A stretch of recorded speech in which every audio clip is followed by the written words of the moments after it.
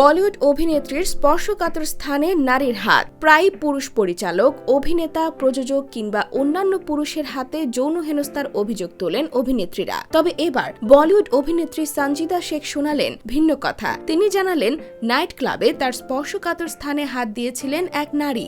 ভারতীয় সংবাদ মাধ্যমে সাক্ষাৎকার দেন হীরামান্ডি দ্য ডায়মন্ড বাজার ওয়েব সিরিজের অভিনেত্রী সঞ্জিদা শেখ। নারীদের প্রতি হওয়া যৌন হেনস্থার কথা বলতে গিয়ে তিনি বলেন, আমার একটা ঘটনা খুব অস্পষ্টভাবে মনে আছে, কিন্তু সেটা এক নারী আমার সঙ্গে করেছিলেন। আমি একটি নাইট ক্লাবে ছিলাম, নাইট ক্লাবে ছিলেন ওই নারীও।